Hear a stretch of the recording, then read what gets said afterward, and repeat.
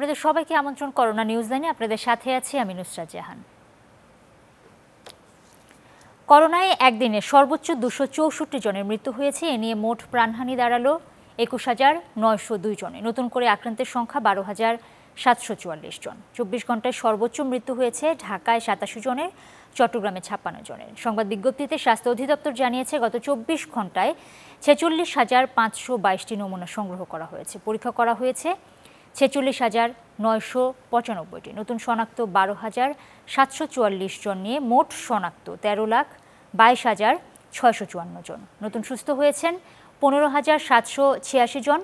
এদিকে চলমান বিধিনিষেধ আগামী 10 আগস্ট রাত 12টা পর্যন্ত বাড়ানোর প্রজ্ঞাপন জারি করেছে মন্ত্রিপরিষদ বিভাগ। এতে বলা হয় আগামীকাল থেকে চালু হচ্ছে দেশের অভ্যন্তরীণ রুটের ফ্লাইট। তবে আগের প্রজ্ঞাপনে যেই বিধিনিষেধ ছিল তা বলবৎ থাকবে।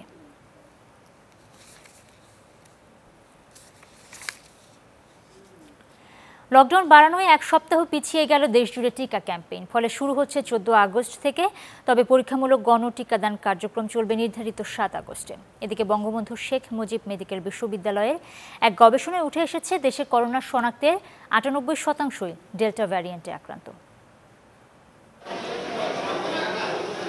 সিটি কর্পোরেশন, জেলা সদর এবং উপজেলায় চলছিল করোনার টিকাদান কার্যক্রম।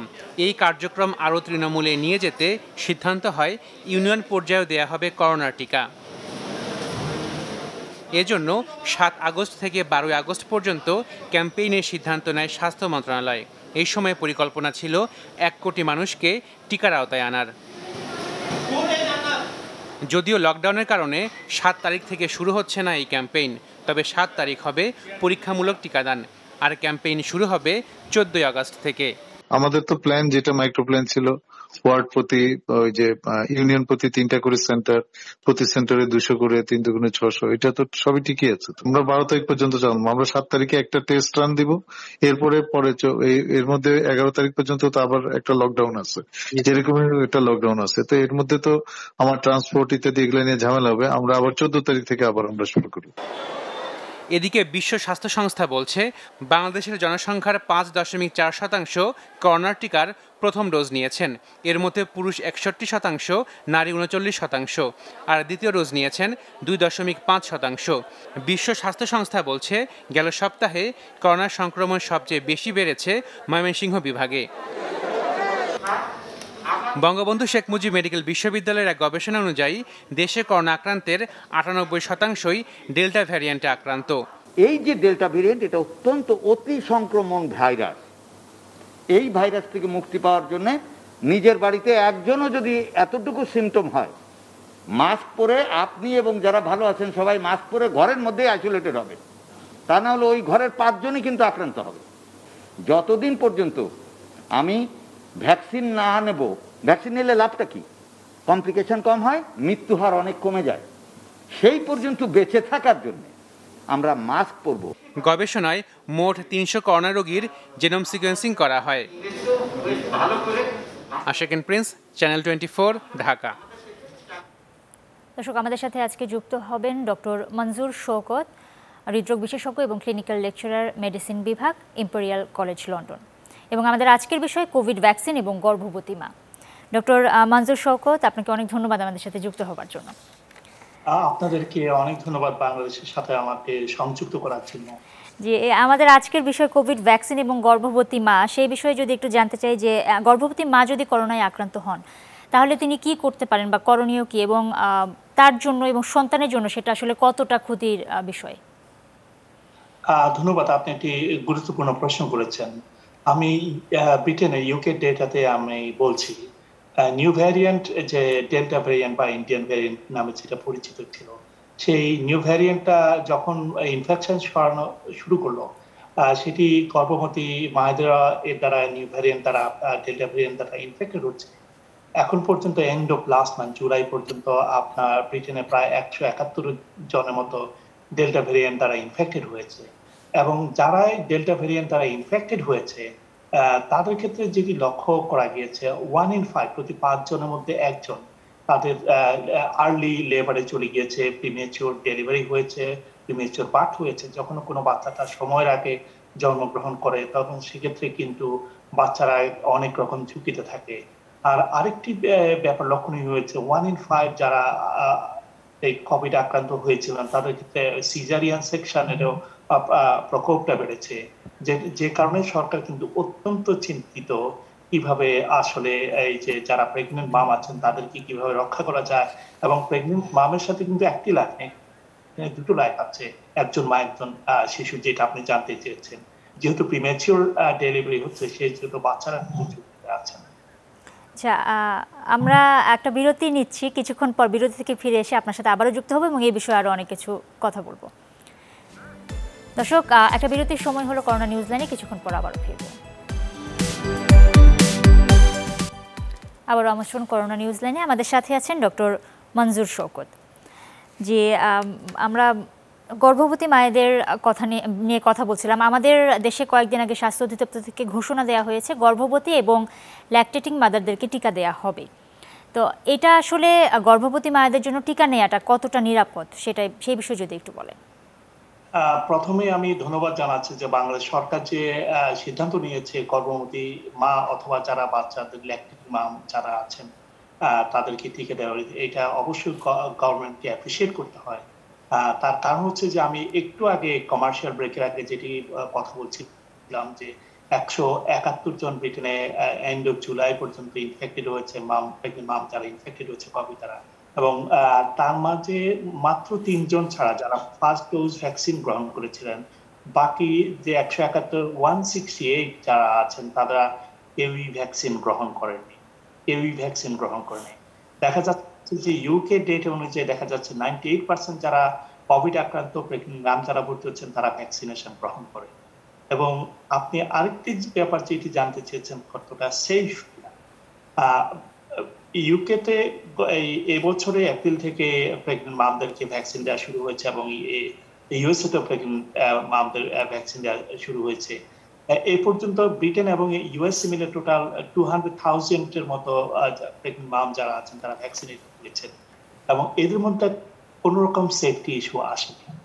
এই ভ্যাকসিন যদি কেউ গ্রহণ করে থাকেন তার মায়ের ক্ষেত্রে কোনো ঝুঁকি নেই এবং যা বাচ্চার ক্ষেত্রে কোনো ঝুঁকি নেই, বরং প্রেগনেন্ট মাম যদি ভ্যাকসিন গ্রহণ করে থাকেন সেটা বাচ্চার জন্য কোভিড থেকে যাতে বরণ হওয়ার পর যাতে না কোভিড ইনফেক্টেড হয়, সেই ক্ষেত্রে বাড়তি আপনার ইমিউনিটি বা রোগ প্রতিরোধক কোভিড না হওয়ার ইমিউনিটি দেবে। সেক্ষেত্রে ঝুঁকি তো নেই, বরং যারা নিচ্ছেন না তারাই নিজেকে যেমন ঝুঁকিতে রাখছেন প্রেগনেন্ট তার বাচ্চাকে। আচ্ছা, আরেকটা বিষয়, আমাদের দেশে বাংলাদেশে তো বিভিন্ন জায়গা থেকে আসলে ভ্যাকসিন আসছে, ইউএসএ থেকে, চায়না থেকে, ইউকে থেকে, বিভিন্ন জায়গার ভ্যাকসিন আমরা নিচ্ছি। প্রেগনেন্ট মাদারদের জন্য আসলে কোন ভ্যাকসিনটা সবচেয়ে বেশি নিরাপদ, সেই বিষয়ে কি কোনো গবেষণা হয়েছে বা সেই বিষয়ে কি বিস্তারিত কিছু জানাবেন আমাদের? এ পর্যন্ত ব্রিটেন এবং আমেরিকাতে যে কয়েকজন ভ্যাকসিন গ্রহণ করেছেন প্রেগনেন্ট মাম যারা গ্রহণ করেছেন তাদের ক্ষেত্রে ফাইজার এবং মডার্নার ভ্যাকসিনটি দেওয়া হয়েছে। তার কারণ হচ্ছে এবং এই যে সেফটি যে ডেটার কথা আমি বলছি, সেফ এবং কোন রকম ঝুঁকি করবে না, বাচ্চা এবং মা কারোর জন্য ঝুঁকি করবে না, সেটি বোথ আপনার কান্ট্রি যে ব্রিটেন এবং আমেরিকাতে ফাইজার এবং মডার্না ভ্যাকসিন দেওয়া হচ্ছে এবং যে সেফটি ডেটা সেটা একটা ফাইজার এবং মডার্না ডেটা থেকে এসেছে। সেক্ষেত্রে আমি বলবো যে অন্য ভ্যাকসিন গুলোর ক্ষেত্রে আপনার কোনো সেরকম সেফটি ডেটার ব্যাপারে আমি কোনো কিছু জানাতে পারবো। তার একটি কারণ হচ্ছে যে যেহেতু আপনারা হয়তো জেনেছেন বা অনেকে জেনেছেন যে অক্সফোর্ড অ্যাস্ট্রাজেনেকার ভ্যাকসিনে ফিমেলদের ক্ষেত্রে ব্লাড ক্লটের একটি ঝুঁকি বেশি থাকে এবং যেহেতু pregnancy itself can cause putting mum at risk of blood ক্লটের, সেক্ষেত্রে ব্রিটেন এবং আমেরিকা কোনো দেশে কিন্তু অ্যাস্ট্রাজেনেকার ভ্যাকসিন দেওয়া হয়।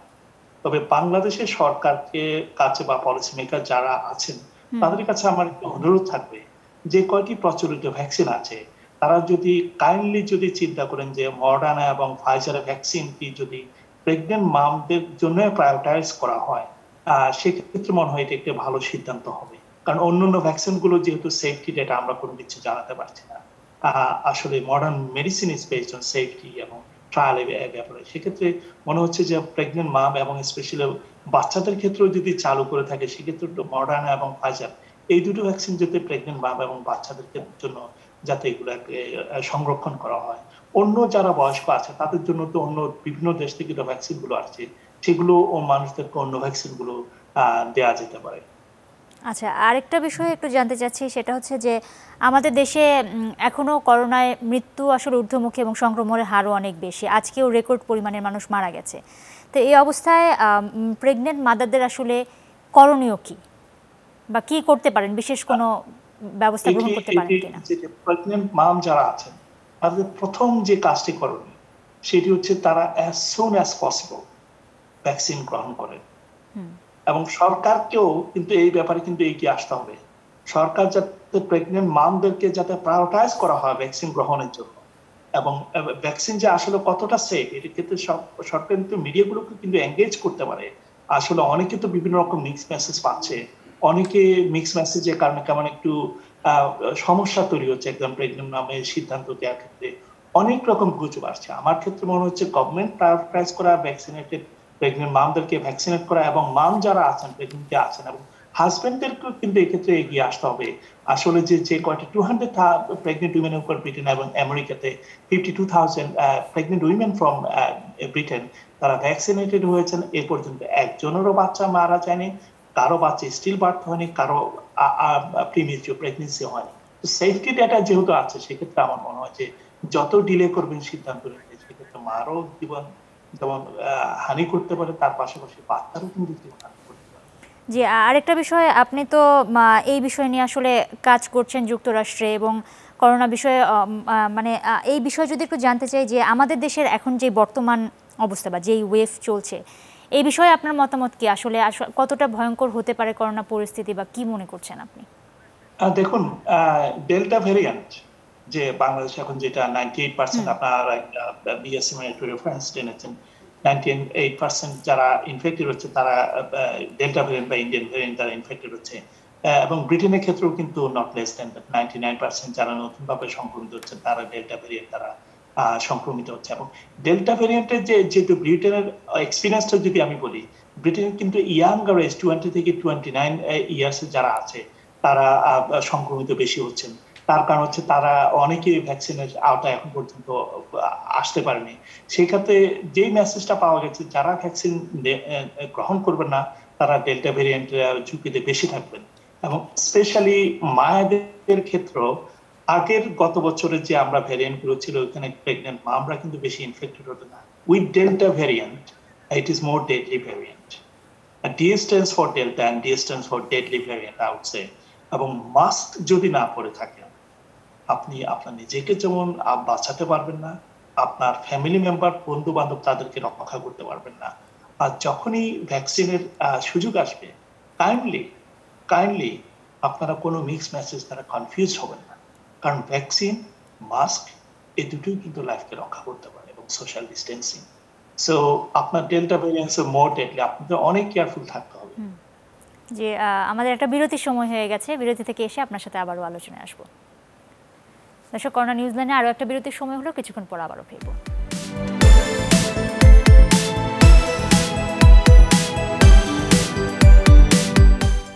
আরেকবার আমন্ত্রণ করোনা নিউজিল্যান্ডে, আমাদের সাথে আছেন ডক্টর মনজুর শওকত। যে একটু জানতে চাচ্ছিলাম, প্রেগনেন্ট মাদার যারা টিকা নিয়েছেন এরই মধ্যে, তাদেরকে আলাদা কোনো প্রিকশনের প্রয়োজন আছে? এটি আরেকটু গুরুত্বপূর্ণ জিনিস আপনি জিজ্ঞেস করেছেন। যেমন টিকার মাইল্ড সাইড এফেক্ট তো আছে, এটা ইজ টলারেবল। আনফরচুনেটলি কিছু ক্ষেত্রে আপনার টিকা থেকে ব্লাড ক্লট দেখা দিয়েছিল। এটি অক্সফোর্ড ভ্যাকসিনের ক্ষেত্রে আপনার সবচেয়ে বেশি ব্লাড ক্লট দেখা গিয়েছিল। তবে ফাইজার বা মডার্না ভ্যাকসিন থেকেও কিন্তু কিছু ব্লাড ক্লটের রিপোর্ট এসেছে। শুধু মায়েদের কথাই বলবো না, যারাই টিকা নিচ্ছেন, যে ভ্যাকসিনেই নিচ্ছেন, আনফরচুনেটলি এই কোভিড যে ভ্যাকসিন যে কয়টি আছে প্রত্যেকটারই কিছু না কিছু কিন্তু ব্লাড ক্লট ডেভেলপ করছে। এবং সেই ক্ষেত্রে টিকা দেওয়ার 4 দিন থেকে 23 ডেজ পর্যন্ত কিছু জিনিস লক্ষ্য করতে হবে। ফর এক্সাম্পল, টিকা নেওয়ার 4 দিন পরে যদি কারো হঠাৎ করে খুব সিভিয়ার রকম মাথা ব্যথা দেখা দেয়, ইনটলারেবল হেডেক, অথবা পেটে যদি খুব ইনটলারেবল পেইন যদি দেখা দেয়, অথবা কারো যদি একটু শ্বাসকষ্ট হয়, সেক্ষেত্রে সময়টা নষ্ট না করে যত দ্রুত সম্ভব হসপিটালে চলে যাওয়া।